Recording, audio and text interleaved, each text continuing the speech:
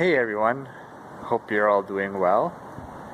Welcome to another Adventures with Smiles. Before I start the next part of the story, I just want to give a shout out to Noah Gibson for becoming my new subscriber. Thank you. Thank you so much.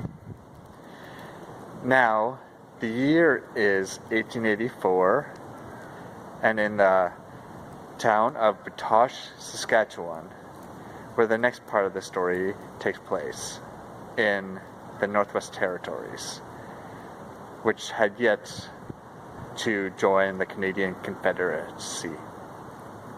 Now, the Métis had definitely been having similar issues as they've been having in Manitoba. And their way of life, the bison, were pretty much extinct from the land at this time. So they had made the slow transition to going to agriculture. Now in Batoche of this year, a group of people met up, led by Gabriel Dumont, who was a lifelong friend of Riel and also would become his militia leader in the battles of the NorthWest Rebellion coming up. Now they had decided that they were going to send a group of people, led by Gabriel Dumont, to Montana to get Louis Riel to file a petition to the Canadian government of their grievances. Now, they went down there, and Louis Riel was 100% up for it. And he definitely wanted the Métis to have some rights before this was all said and done. So he came back up to Batoche in that year. Now, he at first had the support of both all the English settlers, Anglo-Métis settlers that were there. Because he definitely had a very in common goal for all of them to have land and be able to have a good life there. So he wrote the grievances and sent them to Ottawa. Now, yeah, it took definitely a few months for the letters to come back to them, but when it did come back, the response from the Ottawa government was, we want to do a census of the Northwest Territories to see how the people are feeling about their grievances. Just 1 second here. Now, just waiting for a couple people to go by. Sorry about that. Now,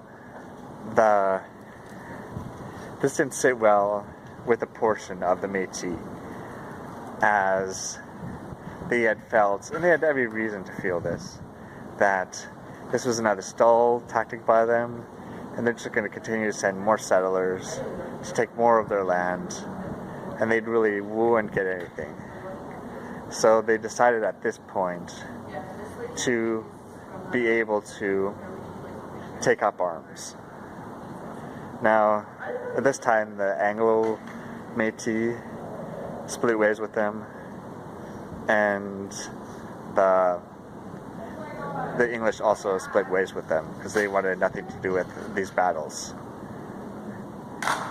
So, just gonna move over a little bit. So, also at this time, the Riel had a fallout with the Catholic Church as he spoke against their rhetoric, and also he had his visions that definitely did not go with what the Catholicism was about, and yeah, this caused a split apart, as Riel definitely wanted to be like the king of the area and could definitely create a utopia for the Métis and others that have been persecuted in the past. So they definitely took up arms. And this is when Gabriel also Dumont, his militia leader, and himself definitely had some disagreements about which way to fight this war. As Riel wanted it a straight up in lines, military, old Napoleon style of war, and Dumont wanted more of a guerrilla warfare, and Riel won in the end in this one. So the battles of Fish Creek, Loon Lake, and Batoche happened between April and May of 1885. Now, these definitely didn't turn out well for the Métis, as this style of fighting didn't work out well, and they lost to the Canadian forces pretty easily. One of the forces actually of the Canadian forces was the Winnipeg Rifles in Ontario, and they had, and a couple Americans. So,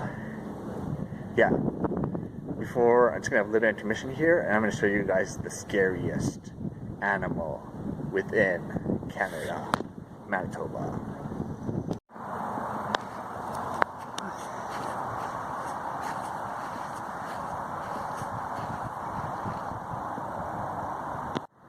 Now, shortly after the battles around Batoche, Saskatchewan, in the Northwest Territories, and the loss to the Canadian forces, Louis Riel surrendered to the Canadian forces, and he was brought down to Regina, Saskatchewan.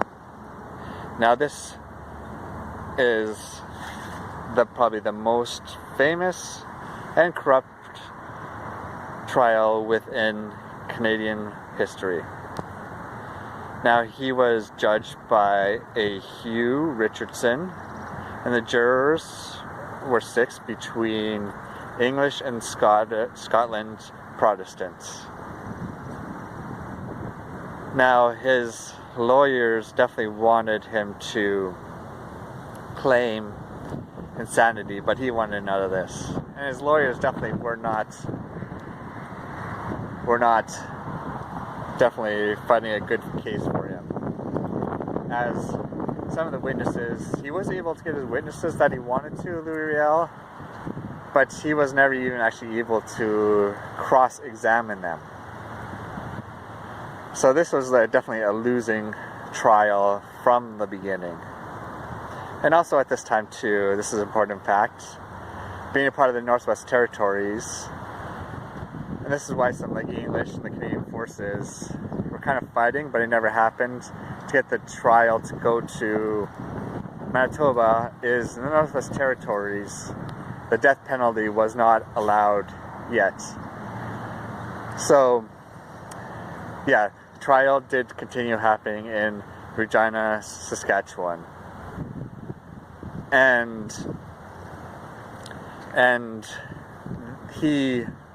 Louis Riel, in the end, did lose the case by 20 cases of treason, and the most famous one is probably by the murder of Thomas Scott in the Red River Rebellion. So he was definitely hanged, which he really never should have been, by what was decided by the Northwest Territories. And also, the jurors actually, even they found him guilty, asked for mercy. And I guess he would have been put in prison. But the judge, Hugh Richardson, decided, no, he's being hanged. So in that year of 1885, Louis Riel was hanged in Regina, Saskatchewan. So, just going to end this video with, I'm back at his gravesite here at St. Boniface Cathedral, and I'm just going to end with just showing his picture in the gravesite and his years he was born.